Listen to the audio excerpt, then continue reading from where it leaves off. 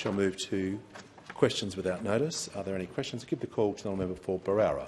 Thank you, Mr Speaker. My question is to the Prime Minister. Prime Minister, for the last 15 months, Jewish Australians have been subjected to harassment, doxing, firebombing, death threats and terror plots. Today we've seen revelations of New South Wales health workers calling for Israeli patients to be refused treatment and claiming to have murdered Israelis under their care. Prime Minister, the Australian Jewish community is living in fear. How did the country get to this point? The call to the Prime Minister. I thank the member for Berowra for his question. I have seen this anti-Semitic video. It's driven by hate and it's disgusting. The comments are vile, the footage is sickening and it is shameful. These anti-Semitic comments have no place, certainly in our health system, but no place anywhere else in Australia either.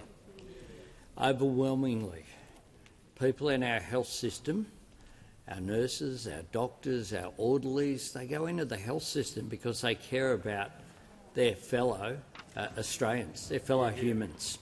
The idea that people would perpetrate the language and hate and vile that is there in this video versus they're talking, I'm not sure the format.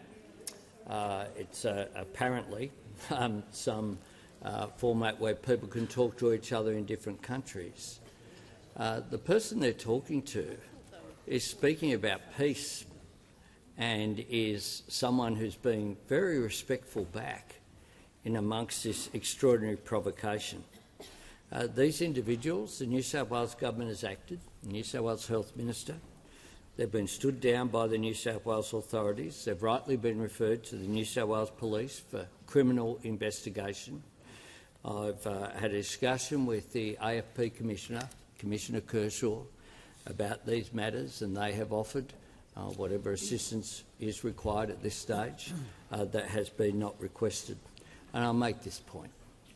It is very clear to me that these people have committed what are crimes, and they should face the full force of the law.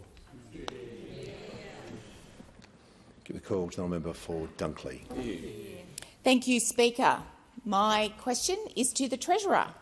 How is the Albanese Labor government helping more Australians into homes, and what alternatives would leave Australians worse off? Call to the Treasurer. Thanks, Mr Speaker. Thanks to the member for Dunkley for her question, but also being a champion for affordable housing in her community and right around Australia. This government is coming at the housing challenge from every responsible angle, and we've got a really ambitious agenda. Build to rent, help to buy, $32 billion of investment, working with the states and territories, training construction workers, and also some important steps which we have announced today. I've asked the regulators and the banks to take a more reasonable approach to student debt and the financing of new apartment blocks, and the regulators have agreed to do that. For too long there's been an ambiguity here, and we are clearing that up. Student debt is different to other kinds of debt. It should be, and now it will be, treated differently. So these are common sense changes which will help build more homes and get more people into homes. The changes were agreed in the Universities Accord. They go hand in hand with our efforts to cut student debt and also to take pressure off young people in other ways, including our cost of living help.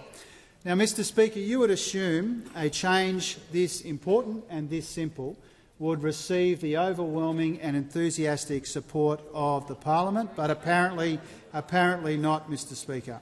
Even more surprising was the nature of the criticism in the press release that we got from the Shadow Treasurer.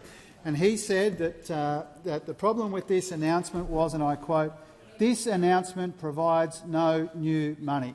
Mr Speaker, and the very important reason why it provides no new money is because it doesn't cost any money, Mr Speaker.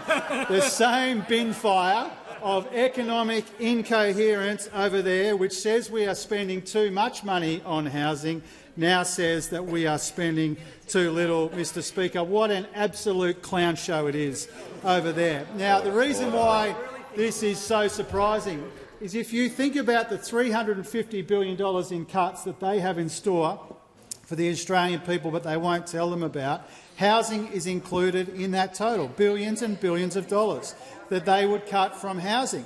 Housing is a big part of their secret costs and secret cuts when we need as a country more homes, not fewer homes. They can't find the $350 billion they say they'll cut or the $600 billion they'll need for their nuclear fantasy without coming after housing, Mr Speaker.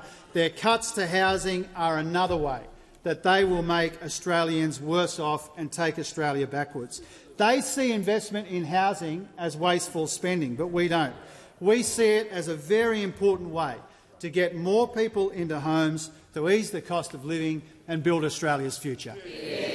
The call to the Shadow Treasurer. My question is to the Prime Minister. The Albanese Labor government has created a cost of living crisis, a gas crisis, a crime crisis, a rent crisis, an energy crisis and a housing crisis. Living standards have suffered the biggest collapse in the developed world.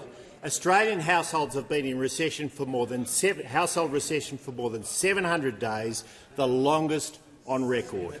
Prime Minister, why are Australians paying the price for Labor's economic incompetence? There was far too much noise during the asking of that question. If members on my right interject, they won't be here to hear the answer. It's highly disorderly. Prime Minister has the call. Thanks, Mr Speaker. Well, I thank the Shadow Treasurer for his very tight question there, and I'll try to go through some of the items, Mr Speaker. Well, our economy, of course, is growing. Unlike most of the advanced economies in the world, we haven't had a single quarter of negative growth. We've continued to have positive growth. Inflation is down to 2.4%, The member for down Fisher, from the cease 6% interjecting. that we inherited. Wages are up, Mr Speaker. Inflation down, wages up. As a result, indeed, pay packets growing at the fastest pace since 2012 is very important. And, of course, at the same time, we have delivered tax cuts for every single taxpayer, opposed by those opposite, because we want people to earn more and we want people to keep more of what they earn. Earn more and keep more of what they earn. Those opposite want people to work longer for less. Unemployment is, of course, low. We have had the fastest employment growth, faster than any of the G7 nations, and we're really proud of that. 1.1 million jobs created on our watch, more than any government since Federation. So you would think at a time where we have had global economic difficulties, global inflation have had an impact around the world, that when you piece all that together, economy growing, inflation down, unemployment low, wages up, you would think that there would be some support from those Shadow opposition. Treasurer has asked but his in question. fact, it's happened in spite of their opposition, because all of our cost of living measures, whether it was energy bill relief, cheaper childcare, cheaper medicines, extra bulk bill GP appointments, free TAFE, the largest rent assistance increase in 30 years, student debt relief for 3 million families. They've opposed every single one of those measures. And indeed, if they had their way, Australians would be $7,200 worse off on average. And if they get their way, Australians know the great risk of this mob is the $350 billion in cuts that they've said they will make, but they won't tell you what they will be, and that's before they make room for their $600 billion nuclear fantasy. So I thank the Shadow Treasurer very much for his question. Concluded. Before I call the member for Wills, I'll just do some acknowledgements and welcomes to the Parliament. I'm pleased to inform the House that present in the gallery today is the Minister of Foreign Affairs and Foreign Trade of the Republic of North Macedonia, His Excellency Mr. Tiem Tursky, along with the Ambassador, Her Excellency Ms. Biljana Stevovska, We have Mr Mark Parton and the Distinguished Visitors Gallery, the Speaker of the ACT Assembly.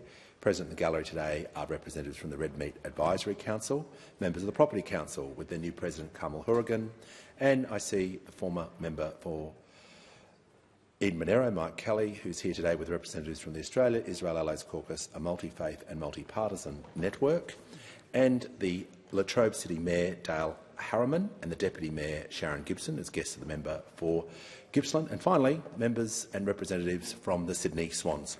Welcome to you all. Then give the call to the honourable member for Wills. Thank you, Mr Speaker. My question is to the Minister for Housing and Homelessness. How is the Albanese government alleviating housing stress for more Australians, helping first home buyers by making it easier to save for a deposit and getting people into their own homes sooner? And what are the alternatives? Good question. Give the call to the Minister for Housing and the Minister for Homelessness. Thank you, Speaker, and I really want to thank the member for Wills for that question. Housing is an absolutely massive issue in his electorate. We've met together with some of his young constituents and they've talked to me about the difficulties that they're facing with this urgent national problem. And, Speaker, it's partly due to the advocacy of the member for Wills that we are part of the boldest and most ambitious Australian government on housing in more than a generation. Now, Speaker, when it comes to housing, there's going to be a really clear choice ahead for the Australian people. On this side of the parliament, we've got a Labor government that's investing $32 billion to build more homes for Australians, to help renters and to support Australians into home ownership. On that side, we've got an opposition that wants to cut $19 billion out of housing funding in the middle of a housing crisis.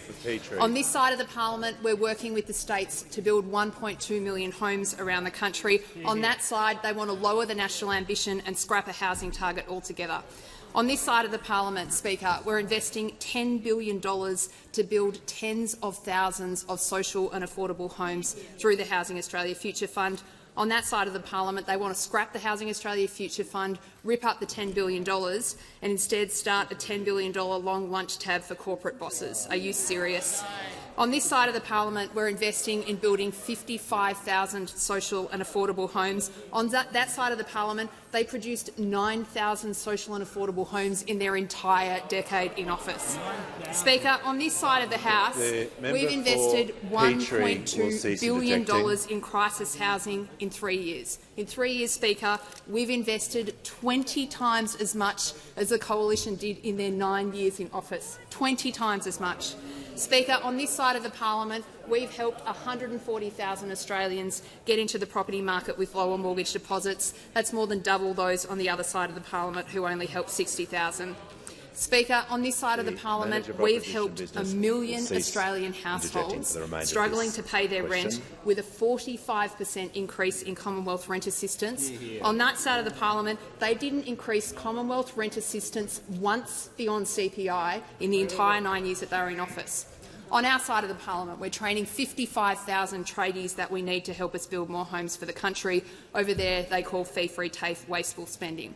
Now, Speaker, we've got a really clear contrast here between a bold and ambitious government and a coalition that has absolutely no plan for housing.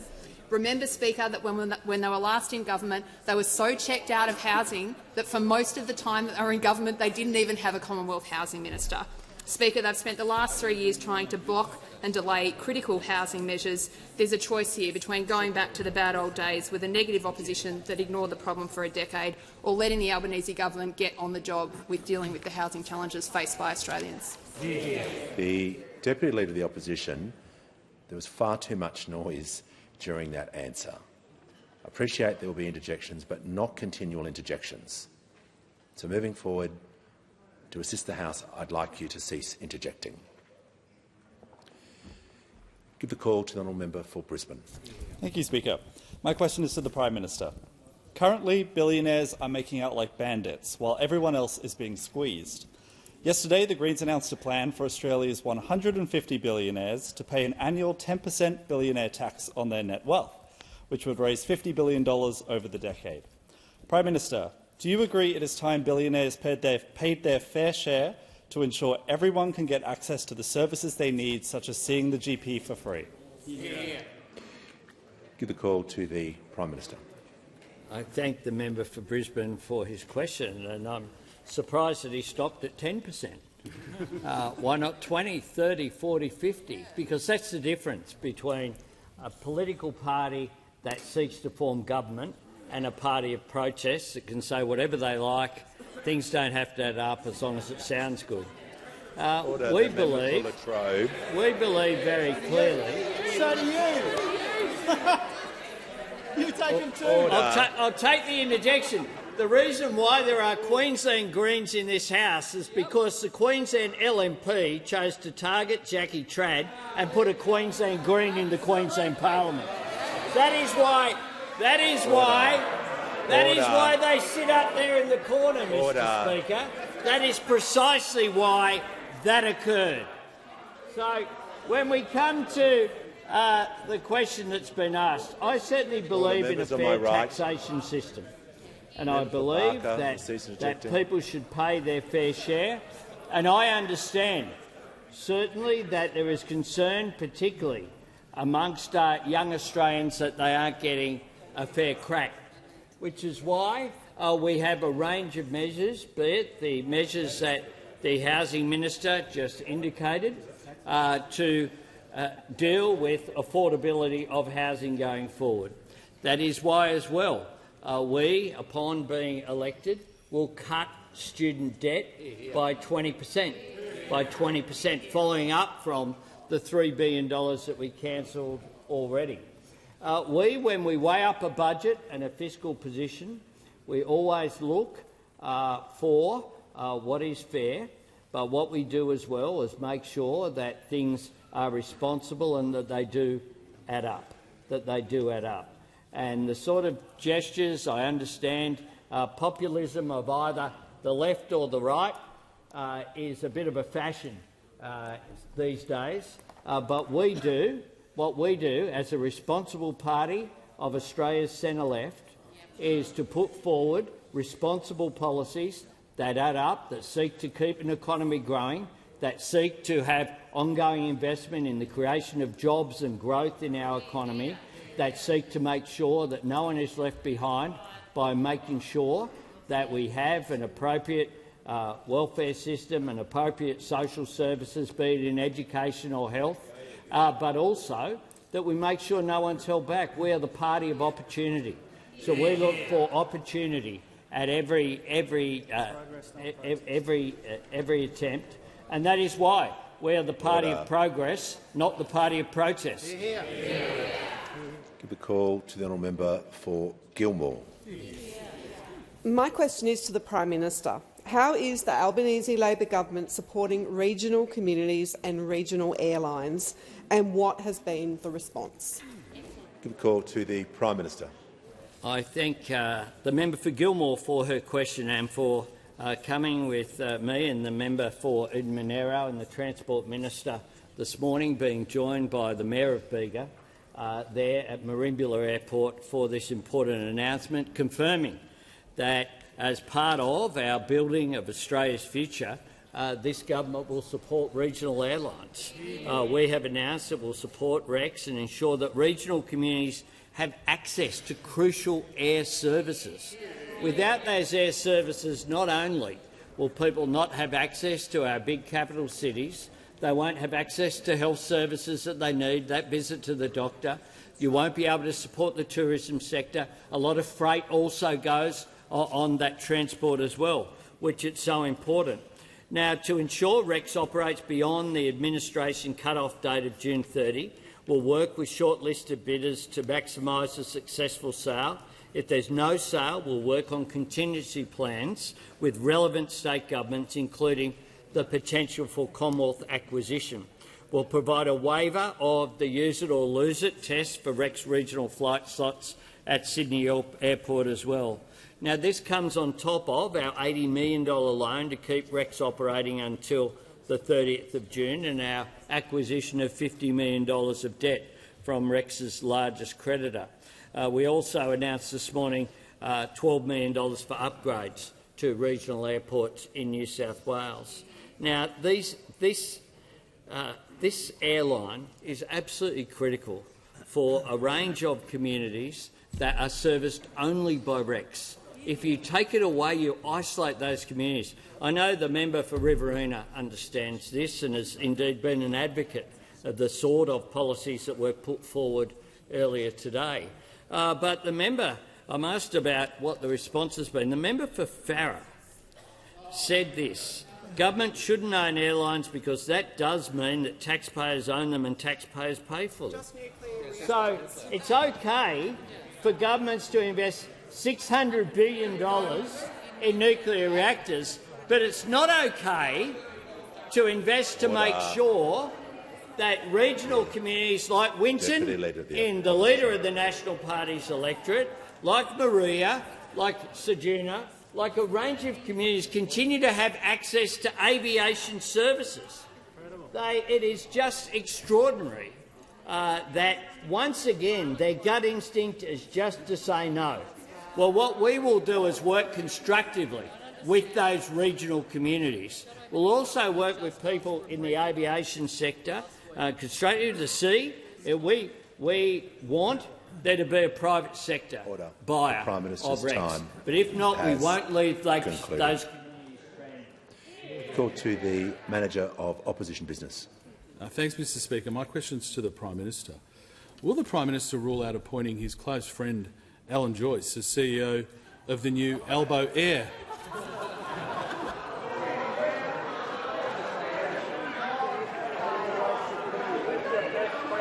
Order. Order. Yeah, I didn't hear. If members on my right, I just didn't hear the end part of the question. I heard about Mr Joyce. Order.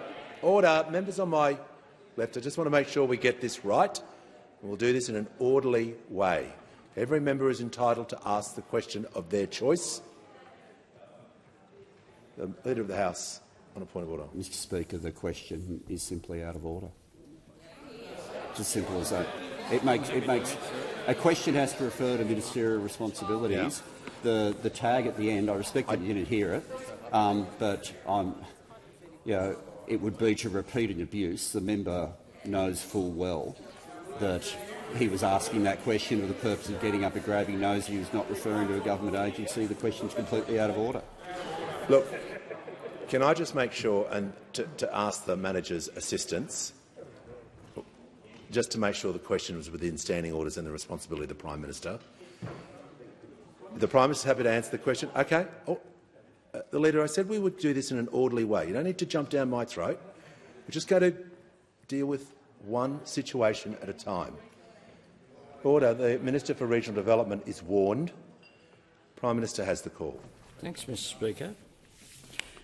Having seen the mess that the previous people who were operating Rex Airlines, who have close links with a political party, not ours, in having delusions of grandeur, being given by the former government $150 million untied of taxpayers' money during the pandemic, on top of JobKeeper, who chose, rather than fix up the Saab aircraft, who chose, with delusions of grandeur, to buy or lease big aircraft to try and compete on Sydney to Melbourne route, and drove an airline into the ground, following the following airlines that were grounded under the former government: Pacific Express, JetGo, Skytrans, Air Pelican, Brindabella, Tiger and Virgin all went into either administration or fell apart. We fix the problems that they created, and they come up with that sort of childishness. For, as we've said before, the only time Alan Joyce got to a Prime Minister's residence was under the former government, Scott Morrison. But that's the sort of nonsense, and that shows how seriously they take regional Australia. Let me name these towns: Ceduna, Maria, Narrandera, Parkes, Cooper Pedy, Esperance, Carnarvon, Winton and Mornington Island. You know what they have in common? They would all be isolated from being able to get health care. They'd all be isolated from being able to get freight. They'd all be isolated from those small businesses being able to operate properly. And every one of them are being represented by those people over there. But they have this contempt for them that this clown asks a question like that, Mr. Speaker. Well, here's what a serious member of the National Party had to say. If not for Rex, went on to say, they wouldn't be able to get doctors, nurses, vaccines and, most importantly, medication. People in those towns would also then not be able to make it to their capital city medical appointments. But it's more than just health, and we all know that. It's business, it's tourism, it's so many aspects of modern living. That is why he went on to say, I've raised the possibility of the federal government having an equity stake in Rex to ensure the airline's future. That's a real leader sitting down the end over there for the National Party. And you, sir, are not fit to represent a serious job in this parliament. Order. Order. Order. The member for Fremantle. Order. The member for Barker is now warned. He may, yes, you.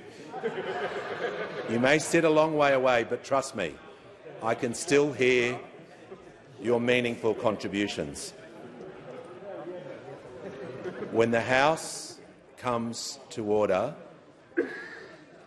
we shall hear from the member for Bendigo. Thank you, Speaker. My question is to the Minister for Infrastructure, Transport, Regional Development and Local Government. What is the Albanese Labor government doing to support and secure aviation in regional Australia? Are there other approaches that will leave regional Australians worse off? Call to the Minister for Infrastructure, Transport, Regional Development and Local Government. Thanks very much, Mr Speaker. And I think you just saw the incredible contrast just then. The member for Bendigo, serious about regional aviation, knows the economic importance it is to the regions, and the joke of a question that was asked just by those opposite, and the deputy opposition leader giggling away about the whole thing in terms of regional aviation. Now, Albanese Labor government believes that regional and remote communities do deserve reliable, affordable and accessible air travel. It is why we are taking steps to ensure that communities outside capital cities aren't just short-changed. Today we of course announced that the government will support shortlisted bidders in a second sale process for Rex Airlines to maximise the prospect of a successful sale and to ensure that crucial regional aviation services continue beyond the 30th of June 2025.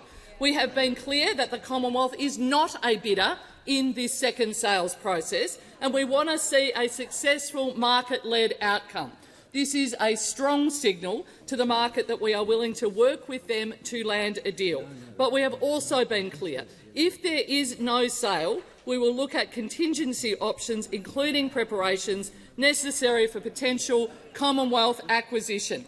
When markets fail or struggle to deliver for regional communities, the government absolutely has a role to ensure that people do not miss out on opportunities, education and critical connections. The same is true of telecommunications as well. We're recognising that today and stepping in to keep these routes flying. Today's announcement has been welcomed by the Australian Local Government Association, Australian Airports Association, the Australian Travel Industry Association, but I know who's not welcomed it, which is very surprising, those members opposite of the Liberal and National Party, where we saw the Deputy Leader of the Liberal Party and the member for Farrer, who has Rex Airlines flying in there, told Sky News that she does not support the government's intervention or assistance, and what the Liberals and Nationals have made clear is that they would rather see the largest regional airlines in Australia fail, individual routes flogged off and regional Australians absolutely abandoned. They have no plan to secure regional aviation, and in fact they believe government involvement is a bridge too far. But $600 billion of publicly owned, taxpayer-funded nuclear reactors is not a bridge too far. You can see the absolute contrast when it comes to supporting regional aviation, supporting regional communities in what we just saw from a joke of the question for the member for Deakin. The call to the honourable member for Fairfax. Thank you, Mr Speaker. My question goes to the Prime Minister. The Albanese Labor government has created a cost of living crisis, a gas crisis, a crime crisis, a rent crisis, an energy crisis and a housing crisis. The Prime Minister promised on nearly 100 occasions that he would cut power bills by $275 a year. With families now paying up to $1,000 more than Labor promised, can the Prime Minister point to a single Australian paying less for energy now than they were 3 years ago? Give the call to the Prime Minister. I thank the member for his question. We have faced serious global challenges over the past 3 years, and Australians have done the hard work. Australians have done the hard work to turn things around, and we are seeing results. The fact is that inflation is coming down to 2.4% from the 6% plus that we inherited. Wages are rising, making a substantial difference as well. Taxes have been lowered as a result of the government's changes that we made, legislated through this parliament, that those opposite said we should call an election over. They hated it so much. And of course we have had a range of cost of living measures that I'm asked about. All of those cost of living measures have something in common. They were all opposed by those opposite, including the member for Fairfax. The member for Fairfax was one of those people who opposed our $300 rebate on energy bills for every single Australian household. Now, that has made a difference. Opposed by those opposite, just like they opposed cheaper medicines that have benefited Australians to the tune of over $1 billion. They opposed cheaper childcare that have delivered cheaper costs on average of around about $2,700. They have opposed the measures that we've put in place, but they have come up with some policies, Mr Speaker, including the member for Fairfax. They came up with 3 policies in total. So to give the member for Fairfax credit, he is 1/3 of the brains trust of those opposite. They came up with a $600 billion nuclear plan. $600 billion. $600 billion. Then they came up with, of course, another plan, $10 billion for long lunches for business. They had that. But then, of course, they've come up with a third plan announced on the Insiders program that they're going to cut everything to pay for it. They won't tell you what they're going to cut. Prime Minister will pause. The Minister for Agriculture, I'm going to hear from the member for Fairfax on a point of order. Thank you, Mr Speaker. It is on relevance because the question to the Prime Minister was if he could point to a single Australian paying less for energy now than they were 3 years ago. He is not addressing that question whatsoever. Order. Members on my right, the member for Gorton. The question had a lot of moving parts to it. Order.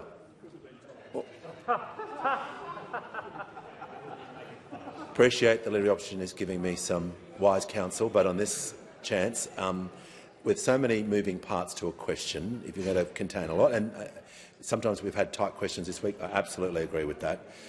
This is broad by anyone's definition. So if the Prime Minister is talking about relief or any of the topics that you had at the beginning, he's going to be directly relevant and he's going to be heard in silence.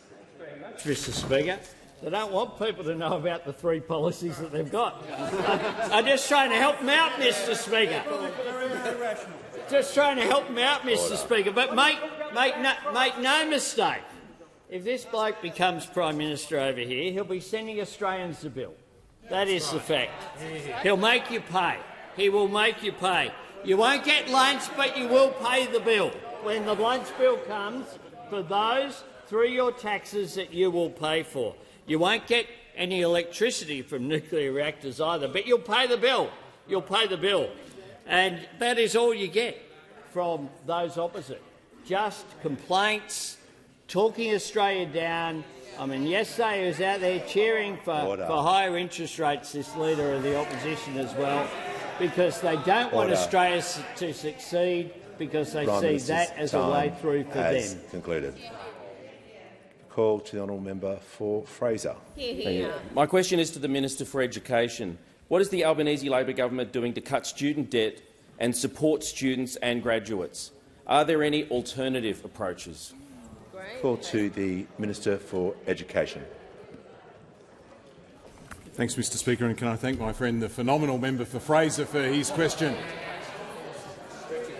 Order. Mr Speaker, he knows that education is the most powerful cause for good in this country, that a good education can change lives and that a good education system can change countries, that it's changed ours, but that there's more to do to make our education system better and fairer than it is today. And that's what the reforms that we're making are all about. Reforms to early education, to help more kids get ready for school, to school education, to help more kids finish school, and to TAFE and to university, to help more people get into the course that they want for the skills that they need to build the career of their dreams, to build the life of their dreams. And as part of that, last year we cut $3 billion of student debt for more than 3 million Australians. And this year, if we win the election, we'll go further. If we win the election, Labor will cut another 20% from all student debts. Now, that means for someone with an average debt today of $27,000, they'll see $5,500 wiped off it.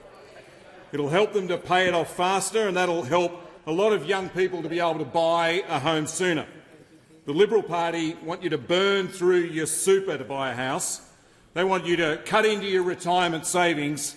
We want to cut your debt. And it's not the only thing that we're doing. We'll also reduce the amount of money that you have to repay in your student debt every year. That means more money in your pocket, not the government's, helping people with the cost of living. And as the Treasurer has announced today, we're also working with regulators and with the banks to help make sure that having a student debt doesn't stop you from buying a home, to make sure that you're treated fairly by the banks when you apply for a home loan. This is all part of building a better and a fairer education system, to building Australia's future. That's what our education system does. It's what a good education does. It makes sure that no one's held back and no one's left behind. And that's what Labor governments are all about. It's what we've always been about, helping to make sure that more kids finish school and then can go on to TAFE or to uni to do the course of their dreams. And there's the difference. The only courses the Liberal Party care about are entree, main and dessert. A bit of gratis Gravelax, a bit of subsidised spatchcock, maybe a bit of free flambe. That's their policy. That's their policy. Taxpayers' money literally on fire, all courtesy of the Liberal Party of Australia. The House comes to order. We'll hear from the honourable member for Dawson. Thank you, Mr Speaker. My question is to the Prime Minister. The Albanese Labor government has created a cost of living crisis, a gas crisis, a crime crisis, a rent crisis, an energy crisis and a housing crisis.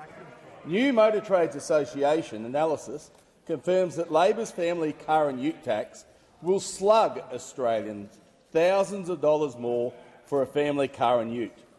When Australians are paying more for everything, why is this government imposing thousands of dollars of additional costs on Australians in this Labor-created cost of living crisis? Order. Yeah, don't worry. Just order. Members on my right. I know what the Leader of the House is going to say, but I'll predict it, but I'll listen to it. Mr Speaker, the section of standing orders that deals with question time starts with the principle that it has to involve a question. That one went for 30 seconds without a question, and therefore the call ordinarily would go to the next side. By about 20 seconds. Look, this has been a feature of this parliament. When this side reads out their question and it's time, I get the time from that side. And when that side, when ministers get the answers, I get the time from— you can't have it both ways. Okay? So there was far too much in that preamble. That is obvious, because it went on for too long before you got to the question. So it will make my job easier if people just stick to the time limits. They practice their questions to within 30 seconds, and ministers keep within 3 minutes. So for the remainder of this week, I don't want anyone yelling out time, because it cuts both ways. I'm feeling generous today, so the question will stand. The Prime Minister has the call. Thanks, Mr Speaker. I'll do my best to give an answer to a non-question, Mr Speaker. I'll do my best. Order. I'll do my best, but I'm asked in general about cost of living. Order. And I'm happy to speak about cost of living, Mr Speaker, because it's only this side of the parliament that have raised cost of living measures, that have taken action on cost of living through each of our 3 budgets, and indeed every day in this parliament through question time. While those opposite have looked for culture wars, have looked for things they can create arguments over where Australians aren't interested in, which have engaged in the sort of nonsense that we've seen here today, expressing, quite frankly, contempt for regional communities that those opposite represent in their own electorates, including, of course, the regional communities in Queensland. Now, it stands in stark contrast, I'm sure, with people like David Crisafulli, who I spoke this morning, as well, who's up there in North Queensland dealing with real issues in those communities. Now, it says a lot about the priorities that those opposite have had with the nature of the questions they've had today.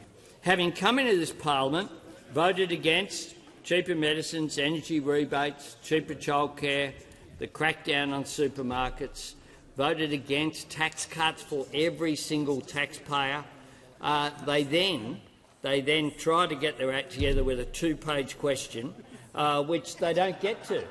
I mean, this morning we had production tax credits go through the parliament without a vote because they didn't have anyone in here.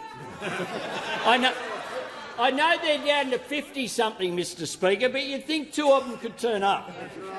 Yesterday we had the poor old shadow minister try and call a division as well, and didn't have a seconder. Didn't have a seconder for it. Order. They have lost their way, Mr Speaker. They have not been capable of developing a coherent policy alternative. As I've said, just 3 policies they will take to the election at this stage: the $600 billion nuclear reactor plan, the $10 billion for long lunches, which, of course, $10 billion could buy you a fair bit, 9 million free services in public hospitals, 139 million GP visits, 78 million prescriptions, the annual salary of 90,000 nurses. But oh no, the priority of those opposite is free lunches for some, paid for by every single taxpayer. And the other thing, of course, is cuts, but they won't tell you until after the election. Call to the honourable member for Paterson. Thank you, Speaker. My question is to the Minister for Health. How is the Albanese Labor government making medicines cheaper for Australian women by listing the first new contraceptive pills and menopausal hormone therapies on the pharmaceutical benefits scheme? How is it that these medicines have been left off the PBS for so long, Minister? Call to the Minister for Health and Aged Care. The member for New England is warned. Thanks, Speaker. I appreciate the interjections from the member for New England on women's health, but I particularly appreciate the question from the member. She's such a strong advocate for healthcare here and in the Hunter, and she tells me, like so many members of our caucus do, reminding us that women right across the course of their life face really significant medical and medicine costs, not because they're sick, but because they're women, particularly around contraception and during menopause and perimenopause. The PBS is a great system, Mr Speaker, but it's got to be kept up to date if it serves the interests of Australians. I'm proud we've made almost 300 new and expanded listings to the PBS, including the first listing of a new endometriosis drug, Vazan, in more than 30 years. But it has to be said that too often the PBS has not been meeting the needs of Australia's women. There has been no new oral contraceptive pill listed on the PBS for more than 30 years. No new menopausal hormone treatment for more than 20 years. And that is why I wrote to the Pharmaceutical Benefits Advisory Committee urging them to work with industry to rectify that. And I'm so delighted to say that all that changes in a couple of weeks' time on the 1st of March. 2 new oral contraceptive pills, Yaz and Yasmin, that are used by tens of thousands of Australian women, will finally go onto the PBS, saving all those women between $200 and $350 a year, Mr Speaker. And on the same day, 3 new menopausal hormone treatments will go onto the PBS as well, used by 150,000 women every year as well. Treatments like Estrogel Pro, which costs about $670 a year but is truly life-changing, as Ali Pepper, Australia's most accomplished female mountaineer, told us on Sunday when we were launching the policy. Women will save up to $580 a year after these listings take effect in a short while. This package, Mr Speaker, reverses decades of neglect and inaction and finally delivers Australia's women more choice, better care and lower costs for these areas. And it builds on all of our other cheaper medicines measures that already have saved Australians $1.2 billion at the pharmacy counter. Important cost of living relief, which of course was opposed by the Leader of the Opposition. So I was intrigued, Mr Speaker, to read that Senator Cash on Sunday had said that they support our package because apparently it builds on what they had done in government, which was surprising, of course, because there was not a single endometriosis medicine, not a single oral contraceptive pill, not a single menopause hormonal treatment added to the PBS in their 9 years. But of course, it was only 9 years. What on earth can you do in a time that short? Give the call to the honourable member for North Sydney. Thank you, Mr Speaker. My question is to the Minister for Climate Change and Energy. Minister, for too long Australians were placed at the bottom of the list in terms of priority access to low-emissions vehicles, and without intervention, transport will be the largest source of emissions in Australia by 2030. The people of North Sydney, who are surrounded by major freeways and roads, are living with the consequences of that in terms of poor air quality. We fought for and welcomed the new vehicle efficiency standards that have come into effect this year. But with misinformation regarding the impacts of these standards rife, could you please provide an update on them, including their expected impact on both the uptake and price of vehicles? Call to the Minister for Climate Change and Energy. Thank you very much, Mr Speaker. I thank the member for North Sydney for her question and very genuinely thank her for her leadership and engagement on this issue and other issues across this parliament, Mr Speaker. Now, as the member for North Sydney knows, and as the House will recall, Australia and Russia were the only 2 major economies without new vehicle efficiency standards. The key word there is were, because on the 1st of January that changed, with our new vehicle efficiency standards coming into force to give Australians better choices of motor vehicles. It was in the too hard basket for too long, and we put it on the to-do list, and we got it done. Passed by the parliament with the support of the crossbench and, of course, opposed by the Liberal and National Party, despite them trying to do it when they were in office. And what this means, Mr Speaker, is more choice for Australian motorists, and it builds on what we've already done. We're already seeing it having an impact, even though it only came into force on the 1st of January. The number of EVs available in Australia, the range of choices, has tripled since May 2022. When we came to office, there were no electric vehicles available for sale in Australia under $45,000. There are now 8, Mr Speaker. 8 models available under $45,000. There are now utes available. The BYD electric hybrid ute has sold very well at a cost of $60,000 since it was introduced just before Christmas. These are the sorts of options and choices we want to give Australians. And, of course, this leads to lower running costs, lower petrol costs for motorists. And to be fair and with respect to the member for North Sydney, and she did advocate it, and I'm sure her constituents do benefit from it, but actually the people who really benefit from this policy are people in the outer suburbs and regions, the people who drive for longer distances. That is the fact, Mr Speaker. They are the people who benefit. So, for example, Order. an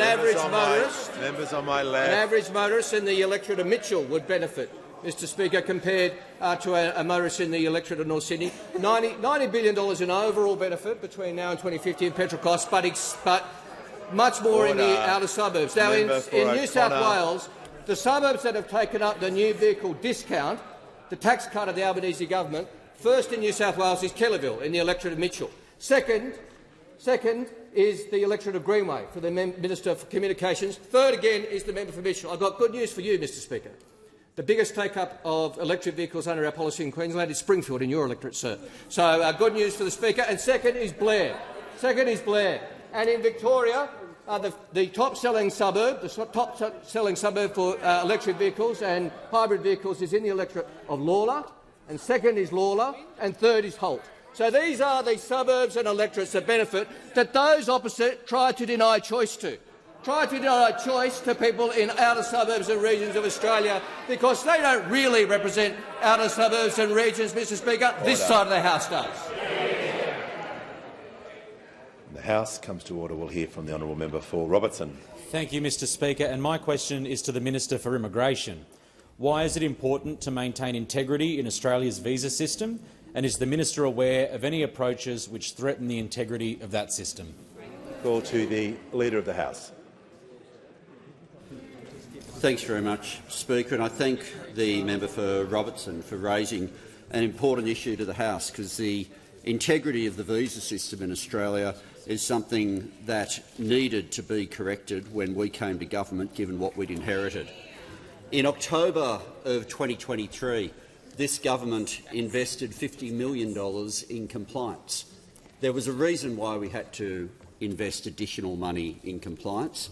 During the life of the previous government, where the principal person responsible for the portfolio is now the Leader of the Opposition, the number of compliance staff had gone from 360 down to 203.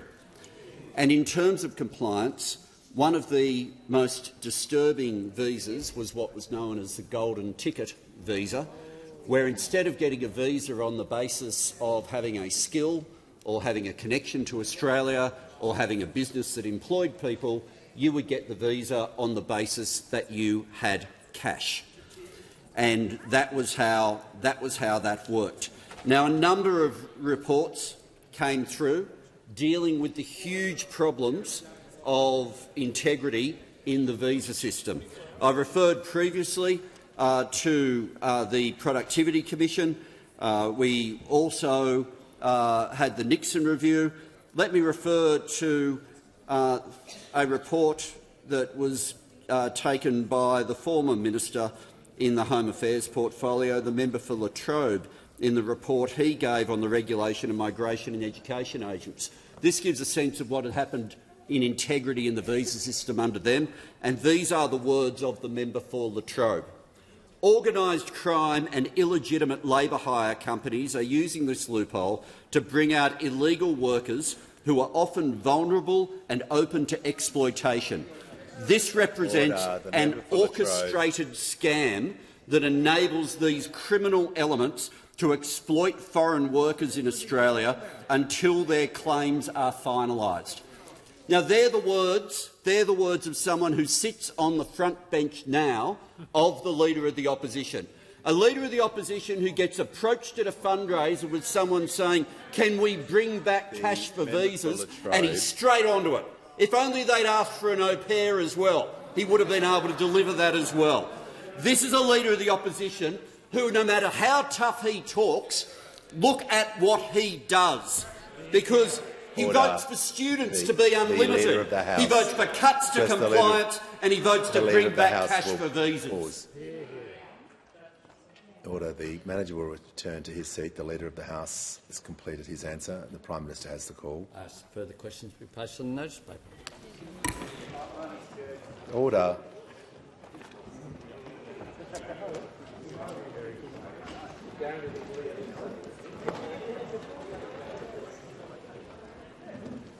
Order. If members can leave the chamber as quickly and as quietly as possible.